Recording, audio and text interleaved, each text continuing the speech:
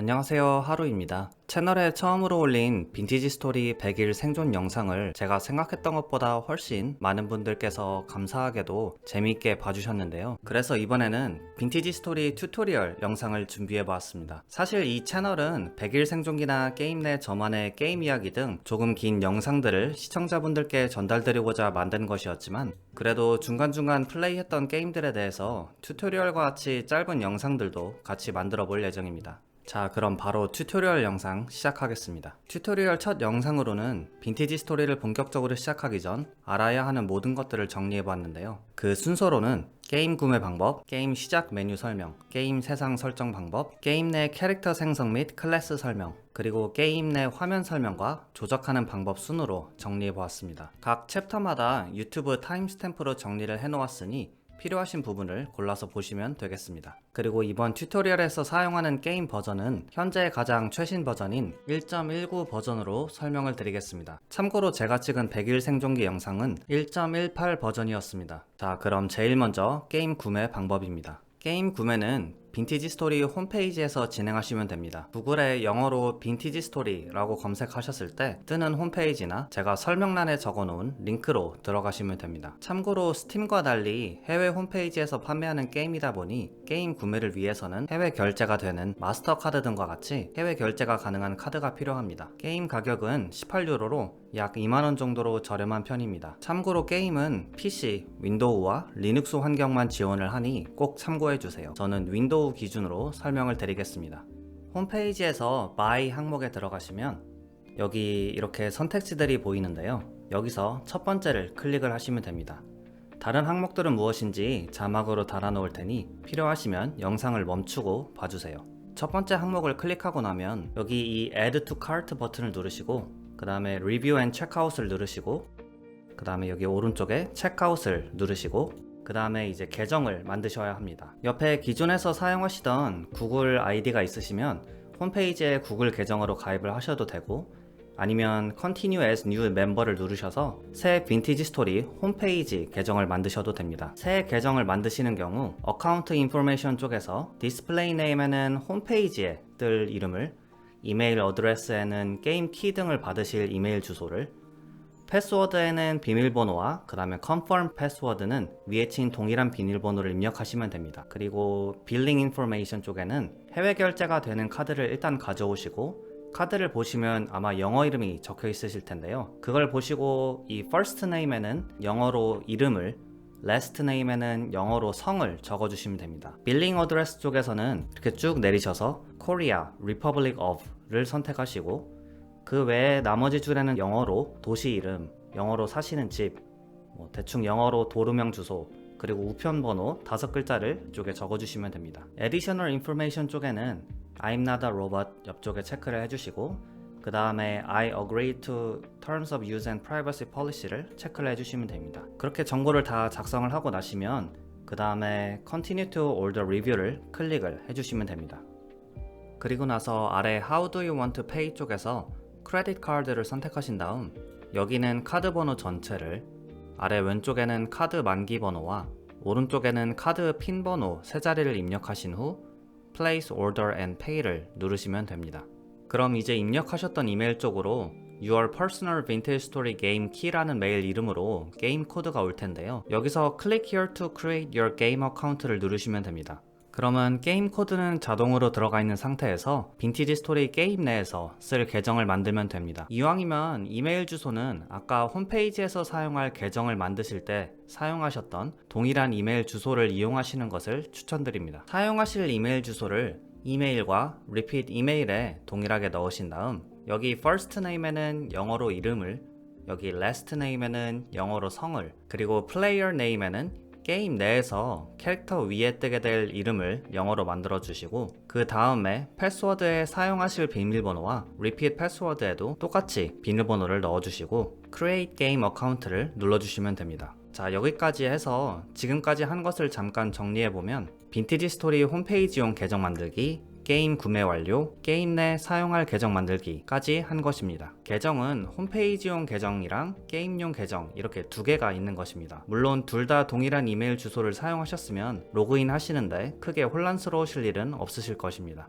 게임 내 계정까지 만들면 바로 다운로드 탭으로 가게 될 건데요. 여기서 Full Installer 버튼을 눌러 받으시면 빈티지 스토리 설치 파일을 다운 받으실 수 있게 됩니다. 참고로 빈티지 스토리를 플레이하기 위해서는 .NET7이라는 프로그램도 필요하니 아래에서 눌러 이 프로그램을 먼저 설치해 주세요. .NET7 링크를 누르시고 조금 기다리시면 자동으로 다운로드가 시작되는데요. 혹시 다운로드가 시작이 안 되시는 경우 여기 Click here to download manually를 눌러 설치 파일을 받으신 다음 설치를 하시면 됩니다. 그렇게 .NET7까지 설치하시고 빈티지 스토리 설치 파일을 받아 설치하시고 싶으신 경로에 설치를 다 하고 나시면 이제 게임을 실행할 수가 있는데요. 게임을 실행하시고 게임 계정으로 만들었던 이메일과 비밀번호를 입력해 주시면 됩니다. 자, 이렇게까지 해서 로그인까지 다 하셨으면 완성입니다. 혹시 나중에 컴퓨터를 바꾸셨거나 다른 컴퓨터에서도 게임을 하고 싶으셔서 다시 게임 설치 파일을 받으셔야 하는 경우 홈페이지에 로그인해서 클라이언트 에리아로 가시면 언제든지 게임 설치 파일을 다시 받으실 수 있으니 참고하세요.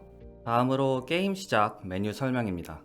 게임 로그인까지 다 하셨으면 이런 화면이 보이는데요. 혹시 여기서 스피커에서 찌르르 하는 소리가 들리실 수 있는데요. 원래부터 배경음악 같은 소리로 나는 소리이니 너무 당황하지 마세요.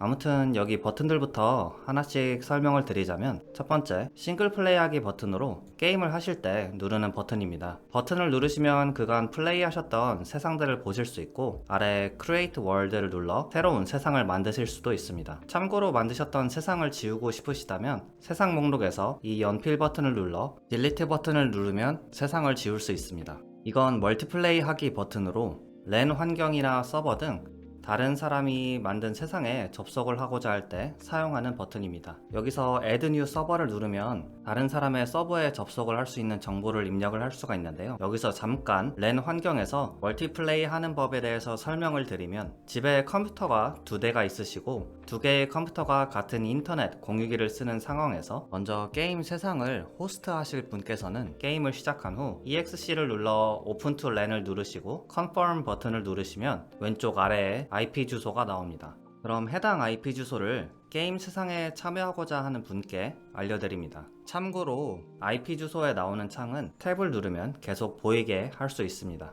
그리고 만약 오픈 투 랜으로 처음으로 방을 개설하시는 경우에는 잠깐 Alt 탭을 눌러 바탕화면을 보시면 아마 방화벽 관련된 창이 떠 있을 겁니다. 이 방화벽 창에서 허용하기 체크를 해서 접근 허용을 해주시면 됩니다. 여기까지 해주셨으면 호스트의 역할은 끝입니다.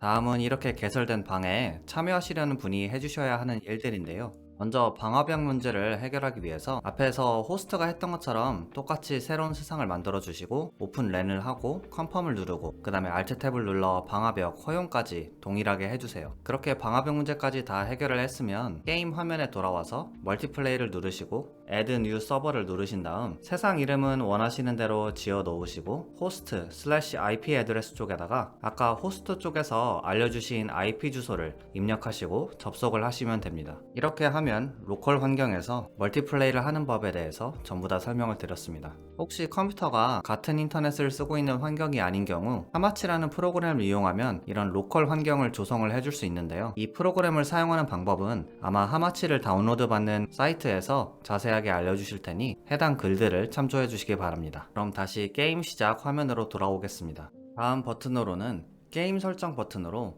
게임 소리나 그래픽 설정, 단축키 등을 설정할 때 사용하는 버튼입니다. 여기서 그래픽 쪽에서 몇 가지만 잠깐 말씀드리면 Quality Preset, View Distance, Field of View, 그리고 God Ray 정도만 말씀을 드리겠습니다. Quality Preset은 전체적인 그래픽 설정을 한꺼번에 설정할 수 있는 것으로 가장 위에 있는 설정이 제일 낮은 그래픽 설정이고 Absolute Maximum이 가장 높은 그래픽 설정입니다. View Distance와 같은 경우 게임을 할 때 볼 수 있는 시야 거리 정도를 의미하는데 이것을 많이 늘릴수록 멀리 보이지만 그만큼 사양을 더 요구하게 됩니다. 그런데 빈티지 스토리는 자체 엔진을 사용해 최적화가 꽤 잘 되어 있기 때문에 이 설정은 한번 게임을 해보시면서 컴퓨터 사양에 맞게 적절하게 사용하시는 것을 추천드립니다.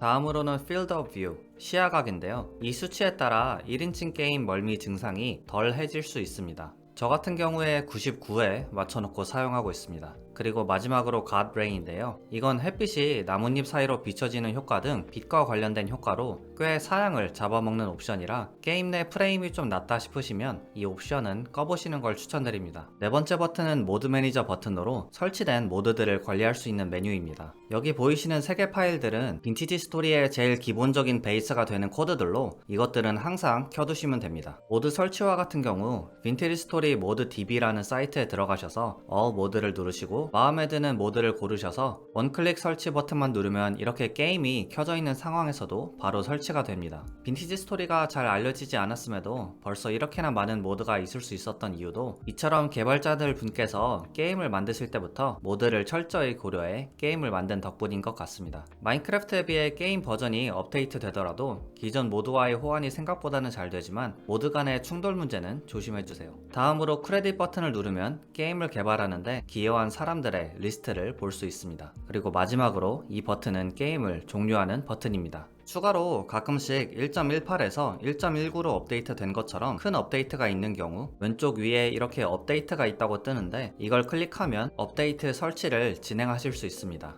자, 그럼 드디어 게임 시작 및 세상 설정 방법에 대해서 알아보겠습니다. 본격적으로 게임을 시작하기 위해 싱글 플레이어를 누르시면 이런 화면이 보이는데요. 여기서 Create New World를 누릅니다. 그러면 이렇게 여러 개의 게임 세상 설정들이 있는데 몇 가지만 좀 알아보면 첫 번째는 가장 일반적인 생존 게임 모드로 일반적인 빈티지 스토리 게임을 하고 싶으시면 이걸 선택하시면 됩니다. 그리고 혹시 게임 내 몬스터 공격이나 동물 공격을 받고 싶지 않으시고 탐험과 같은 가벼운 생존만 원하신다면 두 번째 걸, 그리고 크리에이티브 모드를 원하시면 마지막을 선택하시면 됩니다. 여기 있는 각 선택지는 그저 게임 세상에서 설정할 수 있는 여러가지 세부 설정들을 개발자들이 미리 플레이 스타일에 맞춰 설정을 해둔 것 뿐입니다. 저는 여기서 가장 기본적인 설정인 서바이벌 설정을 기준으로 설명을 드리겠습니다. 선택지 중 생존 모드를 선택하시고 아래 커스터마이즈 버튼을 누르시면 세상과 관련된 수많은 설정들이 있는데요. 일단 쭉 빠르게 자막으로 보면서 살펴보겠습니다.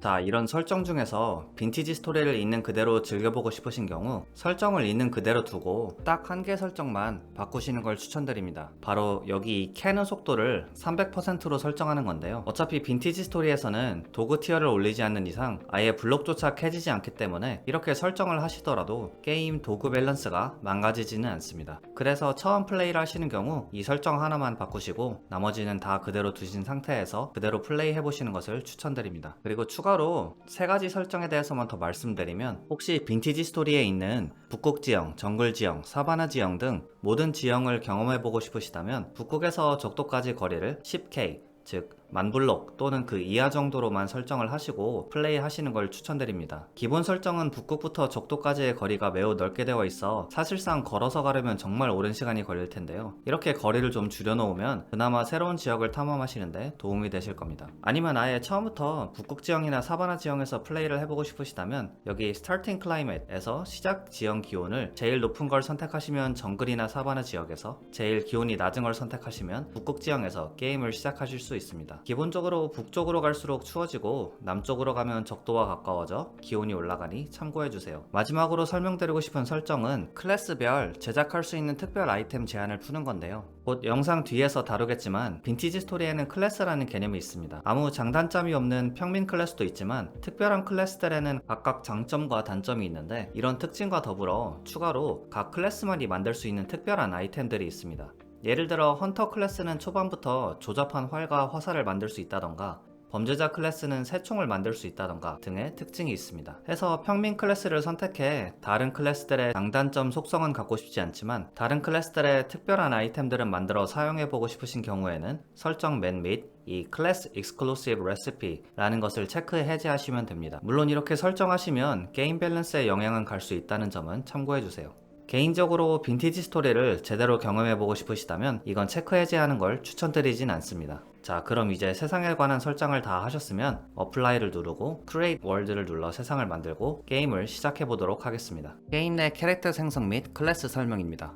한편의 시와 같은 문구와 함께 게임 세상이 다 만들어지게 되면 캐릭터 생성 화면을 보실 수 있으실 텐데요. 먼저 가운데 캐릭터 화면창을 보실 수 있을 겁니다. 마우스 휠로 캐릭터 줌인 줌아웃을 하실 수 있고 클릭한 상태로 돌려 캐릭터를 돌려볼 수 있습니다. 왼쪽 위에는 캐릭터의 피부색을, 그 밑은 눈 색깔을, 그리고 그 밑에는 속옷 종류를 선택할 수 있습니다. 참고로 옷을 입은 상태를 보고 싶으시면 중간 아래 Show Dressed 버튼을 누르시면 보실 수 있습니다. 속옷 밑에는 목소리 종류와 해당 목소리 피치를 설정할 수 있는데요. 빈티지 스토리에서 정말 특이하고 매력적이라고 생각되는 부분이 이 목소리들이 다 악기 소리를 쓴다는 겁니다. 여기는 랜덤하게 캐릭터 생김새를 섞어주는 버튼이고요. 그 다음 이 오른쪽에는 머리카락 모양과 추가 머리카락 장식 모양, 그리고 여기는 캐릭터 기본 표정을 선택할 수 있습니다. 그 아래에는 콧수염과 턱수염을 선택할 수 있고 맨 밑에는 머리카락과 수염 색깔을 선택할 수 있습니다. 자, 이렇게 캐릭터를 다 만드셨으면 Confirm Skin 버튼이나 위에 클래스 탭을 누르시면 클래스 선택창으로 넘어가실 수 있는데요. 클래스에는 총 6가지가 있습니다. 일단 제일 먼저 디폴트 클래스인 Commoner, 즉 평민 클래스로 특별한 장점이나 단점이 없는 제일 평범한 클래스입니다. 다음으로 헌터 클래스입니다. 헌터 클래스는 예상하실 수 있는 것처럼 사냥과 활에 특화되어 있는 클래스인데요. 장점으로는 원거리 공격의 데미지와 정확도, 그리고 사거리가 높고 사냥을 했을 때 조금 더 많은 자원을 더 빠르게 얻을 수 있으며 걷는 속도가 10% 정도 빠릅니다. 대신 근접 공격은 15% 정도 낮고 광물을 캐는 속도가 약간 낮고 얻는 광물 양이 15% 정도 줄어듭니다. 이 클래스만 만들 수 있는 아이템으로는 게임 극초반부터 만들 수 있는 조잡한 활과 화살, 그리고 게임에서 가장 좋은 활인 반곡궁을 만들 수 있습니다. 다음으로는 메일 팩터로 해석을 하면 악인인데 약탈자나 밴딧 정도로 생각하시면 될 것 같습니다. 장점으로는 야생 자원들을 채집하거나 농작물 채집을 할 때 조금 더 많이 얻을 수 있고 그리퍼들을 잡거나 유적 항어리들을 깼을 때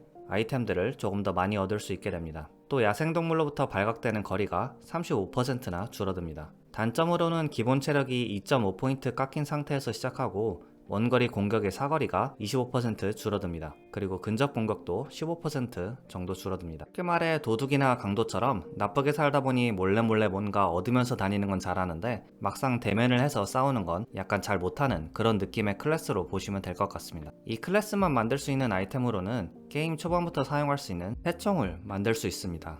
이 새총과 세상에 정말 많이 널려있는 돌 조각을 이용해 새총을 사용하실 수 있습니다. 다음은 클락메이커로 기계를 잘 다루는 기계공이라고 생각하시면 됩니다. 장점으로는 기계 몬스터들에게 25% 데미지를 더 줄 수 있고 세상에서 가끔 발견되는 텔레포트 장치를 고치는데 부품을 조금 덜 쓸 수 있습니다. 그리고 부지런한 성격 덕에 걷는 속도가 10% 빠릅니다. 단점으로는 기본 체력이 2.5포인트 낮게 시작하고 원거리 공격 사거리가 25% 낮습니다. 그리고 근접 공격도 15% 정도 낮습니다. 해당 클래스의 전용 아이템으로는 튜닝 스피어를 만들 수 있는데 해당 창으로 기계거미를 공격하면 일정 확률로 기계거미를 아군으로 만들 수 있습니다. 다만 한 번에 한 개의 기계거미만 아군으로 만들 수 있습니다. 다음으로는 블랙가드, 즉 군인 또는 경비병 클래스입니다. 장점으로는 근접 공격이 30% 높고 갑옷 내구도가 15% 정도 높으며 갑옷을 입었을 때 생기는 속도가 느려진다던가 배고픔이 더 빨리 다는 등의 페널티를 25%나 줄여줍니다. 또 강한 만큼 광석 캐는 속도가 10% 빠르고 기본 체력 포인트가 5포인트 높게 시작합니다. 대신 단점으로는 배고픔 수치가 30% 빠르게 닳고 원거리 공격 데미지가 15% 낮으며 유물 항어리에서 얻는 아이템과 채집 그리고 농작물 수확을 할 때 얻는 아이템의 양이 줄어듭니다. 해당 클래스 전용 아이템으로는 가장 좋은 강철 칼 급으로 좋은 블랙가드 숏 소드를 만들 수 있고 블랙가드 방패를 만들 수 있습니다. 마지막 클래스로는 테일러, 즉 재단사 클래스가 있습니다.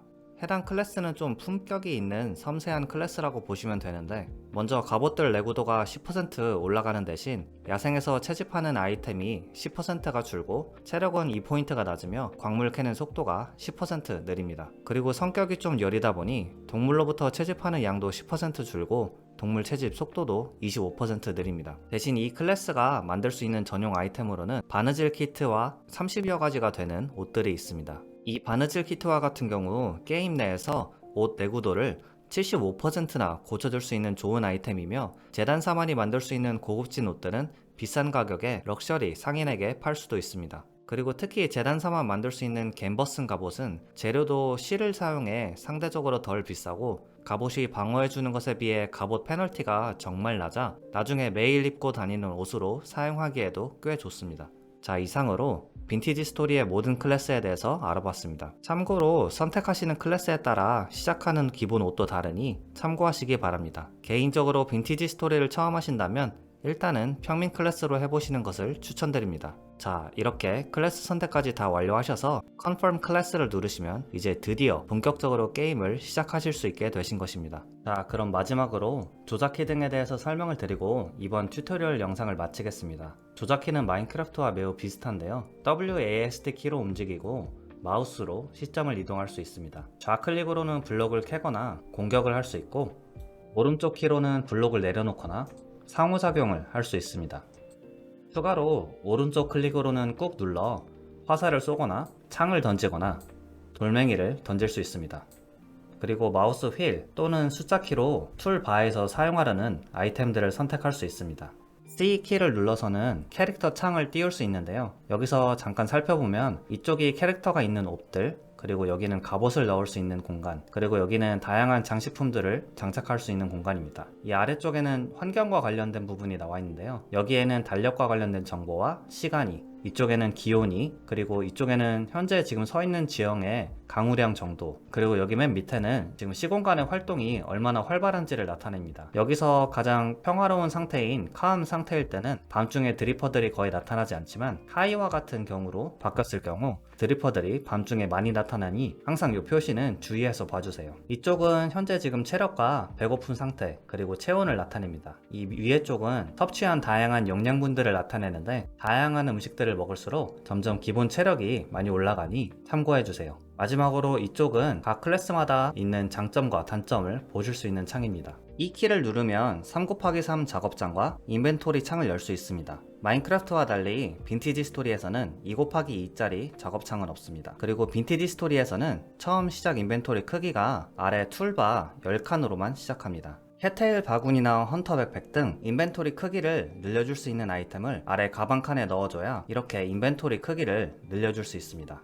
Q를 눌러서는 선택한 아이템을 버릴 수 있고 컨트롤 키를 한번 누르고 움직이면 이렇게 빨리 달릴 수 있는데 참고로 모든 방향으로 빠르게 달려지니 참고하세요. Shift 키를 누르면 마인크래프트처럼 쭈그려 앉는 자세를 할 수 있는데 마인크래프트처럼 블록 끝에 걸치는데 사용할 수도 있지만 빈티지 스토리에서는 Shift 키가 그것보다 더 많은 기능을 합니다. 자, 실제로 저희가 땅 아래에 뭔가를 내려놓을 때 어떻게 하죠? 허리를 굽히거나 무릎을 굽혀 내려놓지 않나요? 그것처럼 나무장작이나 도구 등 바닥에 내려놓거나 벽에 기대 놓을 수 있는 아이템들을 내려놓는 행동을 할 때에도 쭈그려 앉는 Shift 키를 누른 상태로 상호작용 키인 우클릭을 하면 바닥에 내려놓을 수 있습니다. 이렇게 빈티지 스토리에서는 키들도 뭔가 직관적으로 납득이 가는 식으로 조합이 되어 있습니다. 이를 좀 더 설명을 드리면 아까 Shift 키를 누른 상태로 우클릭을 하면 특정 아이템이나 도구들을 내려놓을 수 있다고 말씀드렸는데요. 그럼 한 번에 더 빠르게 많은 양의 아이템을 내려놓으려면 어떻게 하면 될까요? 바로 빠르게 이동하는 버튼인 컨트롤을 누른 상태로 Shift와 우클릭을 해서 내려놓으면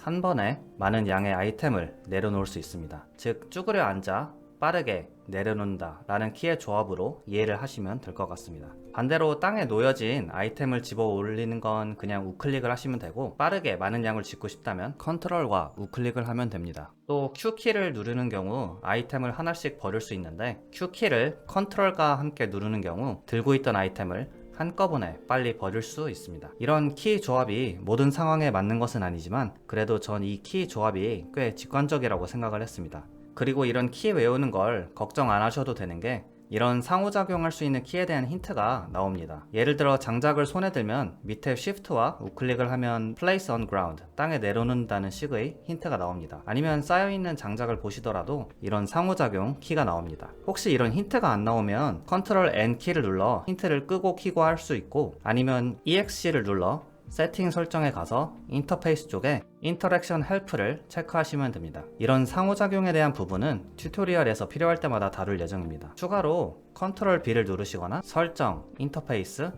블록 인포 오버레이를 체크하시면 바라보고 있는 블록에 대한 정보가 위쪽에 나오는 걸 키고 끄고 할 수 있는데 게임하시는 동안 블록 정보와 상호작용 정보는 익숙해지시기 전까지는 항상 키고 플레이하시는 걸 추천드립니다. 자, 다음으로 왼손에 들 수 있는 아이템들은 여기 툴바에서 선택을 하셔서 X키를 누르시면 됩니다. 그런데 이때 모든 도구를 왼손에 들 수 있는 게 아니라 횃불, 랜턴, 집게 등 약간의 보조 역할을 해주는 도구들만 왼손에 들 수 있습니다. 그리고 G키를 누르면 앉을 수 있는데요. 참고로 Shift를 누른 채로 블럭의 끝에 걸치신 상태에서 G키를 누르면 이렇게 걸터 앉을 수 있습니다. 이 기능이 게임 플레이하는 데 있어 큰 영향을 끼치는 기능은 아니지만 이런 생존 게임을 하다 보면 뭔가 잠깐 쉬고 싶다는 생각에 캐릭터도 앉게 하고 싶다는 생각을 종종 하고는 하는데, 게임 유저가 원하는 걸 정확히 알고 계신 빈티지 스토리 개발자분들께서 이런 걸터 앉는 것까지 고려해서 기능을 만들어 놓으셨더라고요. 이러니까 제가 이 게임을 안 사랑할 수가 없는 것 같습니다. 참고로 화면에 보이는 HUD를 숨기고 켜는 키는 F4를 누르시면 되고, F5를 한번 누르시면 이렇게 카메라가 바라보는 방향으로 고정된 3인칭 시점이 되고, F5를 한 번 더 누르시면 이렇게 자유롭게 움직일 수 있는 3인칭 시점이 됩니다. 여기서 플러스 키를 누르시면 캐릭터에 좀 더 줌인할 수 있고요. 마이너스 키를 누르시면 줌아웃을 할 수 있습니다. 여기서 한 번 더 F5를 누르시면 다시 1인칭 시점으로 돌아옵니다. 그리고 M키는 월드맵을 킬 수 있고, F6는 미니맵을 킬 수 있는데, 이때 지도 기준 위가 북쪽, 밑이 남쪽입니다. 방위도 표시하고 싶으시면 컨트롤 V나 설정, 인터페이스에서 코어디네이트 오버레이를 체크를 하시면 나옵니다. 미니맵은 월드맵 작은 버전이라고 생각하시고 참고해서 보시면 되는데, M을 눌러 키는 맵과 같은 경우 여러가지 기능이 있습니다. 우선 맵에서 오른쪽 클릭을 하시면 웨이포인트를 저장할 수 있는데, 원하는 이름을 적거나 웨이포인트 아이콘과 색깔을 정할 수 있습니다. 또 여기 핀드에 체크를 하면 해당 웨이포인트는 지도에 고정이 되어서 웨이포인트로부터 멀어져도 지도의 위치가 항상 표시가 됩니다.